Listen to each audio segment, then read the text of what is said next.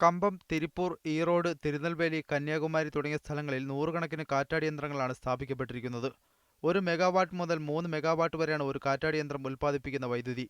കൃഷി ആവശ്യങ്ങൾക്കും വ്യവസായങ്ങൾക്കുമാണ് ഇതിൽ ഏറ്റവുമധികം ഉപയോഗിക്കുന്നത്. ബാക്കിയുള്ളവ സർക്കാർ ഏറ്റെടുക്കുന്നു. 2013-14 തമിഴ്നാട് 7154 മെഗാവാട്ട് വൈദ്യുതി ഉൽപ്പാദിപ്പിച്ചപ്പോൾ തൊട്ടടുത്ത സ്ഥാനത്തുള്ള മഹാരാഷ്ട്ര 2976 മെഗാവാട്ട് വൈദ്യുതിയാണ് കാറ്റിൽ നിന്ന് ഉൽപ്പാദിപ്പിച്ചത്. കാറ്റിൽ നിന്ന് വൈദ്യുതി ഉൽപ്പാദിപ്പിക്കുന്ന രാജ്യങ്ങളിൽ ഒന്നാം സ്ഥാനം ചൈനയ്ക്കാണ്. 2013-14 ചൈന കാറ്റിൽ നിന്ന് ഉൽപ്പാദിപ്പിച്ചത് 7564 മെഗാവാട്ട്സ് വൈദ്യുതിയായിരുന്നു. തമിഴ്നാട്ടിൽ കാറ്റാടി യന്ത്രങ്ങൾ സ്ഥാപിക്കുന്ന വ്യക്തികൾക്കും കമ്പനികൾക്കും 20% സബ്സിഡി സർക്കാർ നൽകുകയും വായ്പാ സൗകര്യം ഒരുക്കുകയും ചെയ്യുന്നു.